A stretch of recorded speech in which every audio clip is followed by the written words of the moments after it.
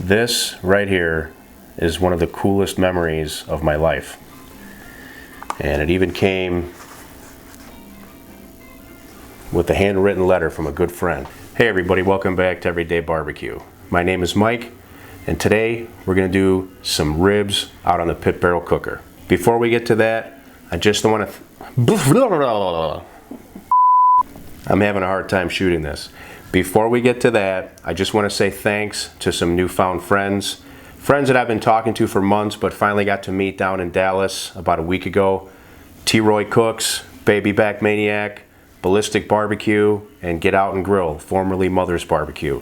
So being down in Texas, around all that barbecue, around all that good food, and more importantly the nice weather, especially coming from the Chicago area and having it be so cold and just have such a brutal winter. When we left, there was snow and ice pretty much everywhere. We got back 4 days, 5 days later, and there was almost no snow around here because the weather had warmed up. And the very first thing that I thought of was using the pit barrel cooker to do some ribs. That was the first longer cook that I was gonna do for the season. And I know I've done one of these before. I've done a pit barrel cooker ribs video before, but I just thought I'd bring you along for the ride. I'm gonna premiere a new seasoning here today for you. Actually, two seasonings. One's on the market, one isn't. They're both things that I've tried and used, and I'm gonna give you some information on both of those too. And that's probably the main reason for this. Other than that, just hang out with me and have fun, all right? Let's get started.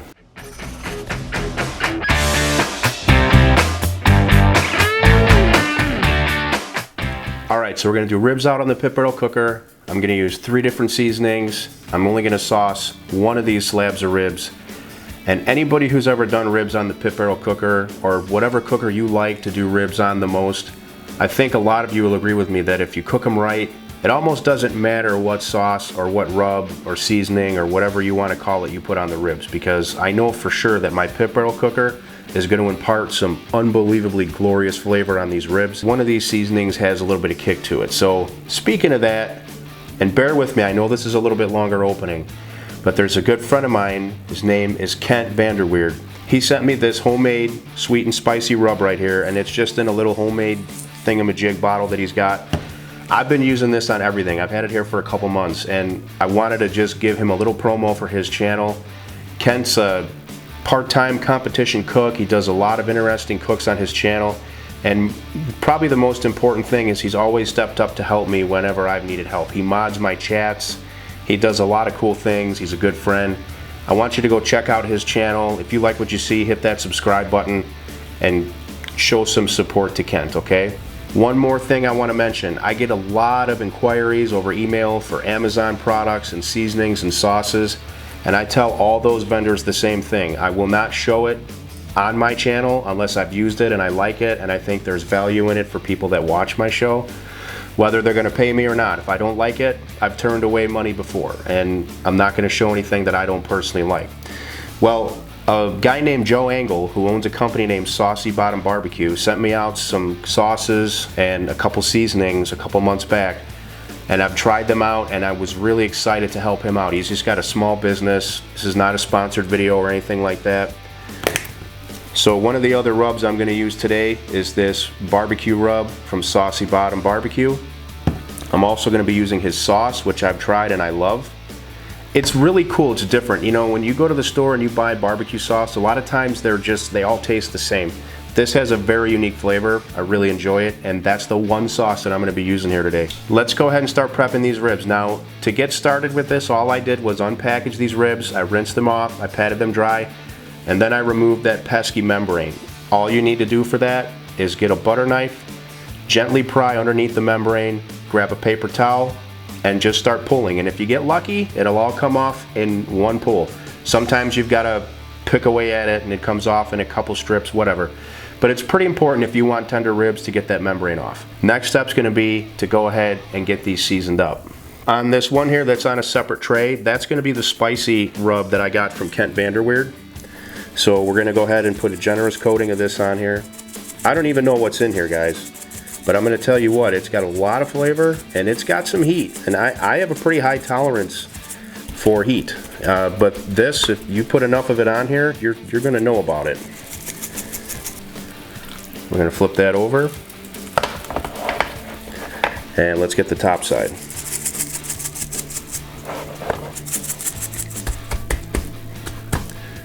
That should go good. We're just gonna let that hang out for a little bit while we do these others.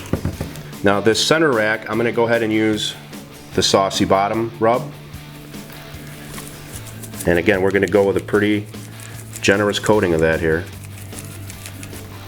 Now the reason why I season the bottom side first is because I've pulled the membrane, so I figure it's easy to just go ahead, get that seasoned first, then flip over. That way you're only turning it one time.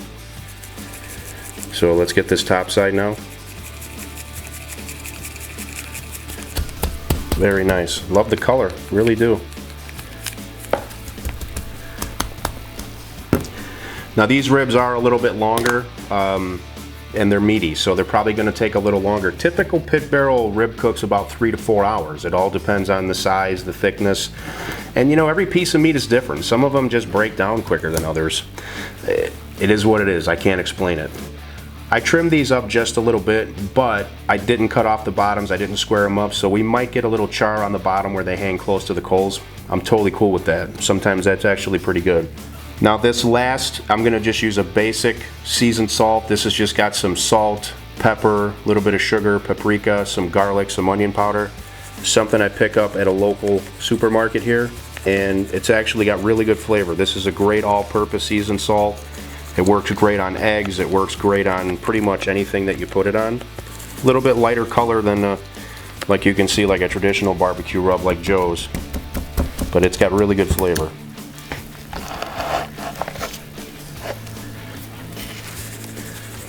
All right, now let's get that top side. Last but not least, we want to go ahead and get these hooks in. And what I'll do is I'll start on the fattier part of the rib and I'll go down as far as I can, whether that's 2 bones or 3 bones. I try to get down as far as I can. And there's a reason for that. If you've got a barrel style cooker that you hang ribs on, you haven't truly cooked on it until you've actually had meat that got so tender that it tore off and went down into the basket of coals. And I've had it happen a couple of times. So I try to get as much leverage in here as I can by getting this down as far as I can. So I'm down to about the 3rd bone here. We're gonna go ahead and pop that through.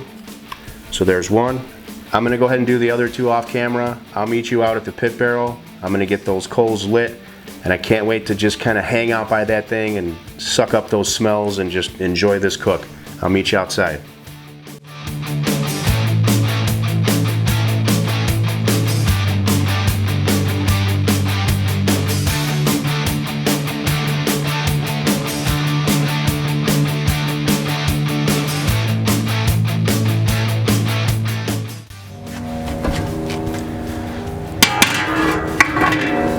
Beautiful smoke, beautiful smell. First one, this is the one with Kent's rub. This here's my regular seasoned salt. Here's the Saucy Bottm rub. I apologize for the lighting. It's a sunny day. I'm grateful for that, so sorry if you can't see perfectly well, but most important thing now to get that lid on there. So I started a pit barrel cooker owners group on Facebook for pit barrel cooker owners. I didn't expect it to grow as fast as it is. It's almost at like 2,000 members as of the time of this video. Putting that lid on, so critical, so important. I see a lot of people complain about temperatures being too high and whatnot. You really have to be disciplined to not peek at your food with the pit barrel cooker. A little bit of oxygen by cracking that lid or pulling that lid too much is going to get those coals going way too fast, and you're going to have a hard time taming it down. So just remember, if you're looking, you ain't cooking. The old saying's true when you're using charcoal. Now all we need to do now is hang out, enjoy these glorious smells, and look forward to some outstanding ribs. I'll bring you guys back in a bit. We'll check on them maybe after we've been at this for 2-3 hours. I'm seriously not going to open this lid for at least 2 to 3 hours. I'll get plenty of enjoyment just sitting here and smelling the smells coming off this cooker. Be back soon.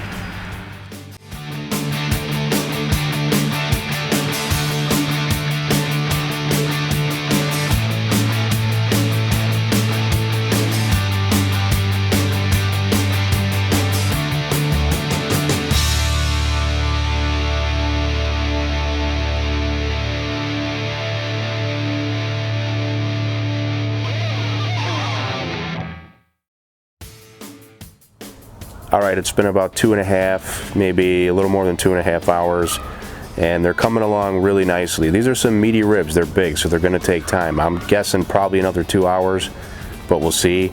It's a nice night. It's starting to cool off a bit. The sun went down. The kids are out here playing. You can probably hear some of the neighbor kids playing, but anyway, real quick peek. I like to keep this lid closed, but a real quick peek for you. If you can see, I know there's a lot of smoke, but they're starting to get some pullback on the bones. And I'm trying out a barbecue bean recipe here. I don't know, we're gonna see. If it turns out, I'll share it with you guys. So that's where we're at. I'll bring you back when the one rack is ready to sauce. Then we'll give that about another 20-25 minutes. We'll pull these, we'll get them inside, and we'll enjoy them because I know they're gonna be good. They are every time. All right, it's been 4 hours total, and just like typical with ribs, you look at them and they don't look like they're breaking down, they don't look like they're breaking down, and then 20 minutes later they really start to break down. So that's kind of the stage we're in now. We've got some pullback on the bones, and it's time to go ahead and sauce that one slab that we're gonna go ahead and sauce.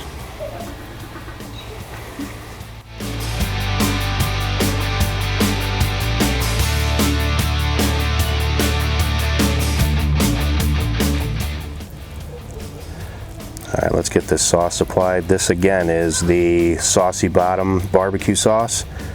Smells and tastes absolutely awesome.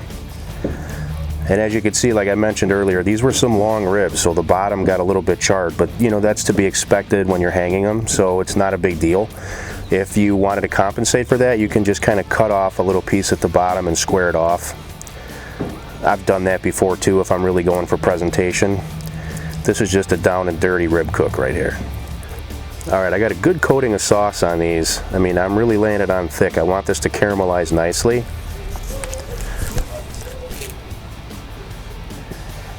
She's having a great time. So it's starting to get a little dark, lighting's starting to be an issue. I'm gonna get these back on the pit for about 25 minutes and I'm gonna pull all three. I'll meet you inside and we'll cut these open and try them out and let you know what we think. All right, so I got these off the pit barrel. We're back inside, and like I always say, absolutely glorious. These are just the basic seasoned salt. These are the Saucy Bottm barbecue rub and sauce, and this is Kent Vanderweerd's rub. So two of them have no sauce pretty much. And to be honest, when you cook these on the pit barrel, you really don't need sauce. I mean, if you like sauce, that's fine, go for it. But the flavor that that cooker imparts on ribs, it is a rib machine. I've said it many times and I've heard other people say it too. So what I want to do is just slice each one of these open, get a bite out of each one, and just let you know what I think. So we're going to start with that basic seasoned salt one. And I'm just going to go ahead and slice here. Very, very nice. Look at that smoke ring. There's so much juice inside of there. It's crazy. All right, so there's one. And again, very, very juicy. Nice little smoke ring on there. And now our last one. This is with Kent Vanderweerd's rub. Be sure to go ahead and check out his channel. He's a good friend of mine, really good dude.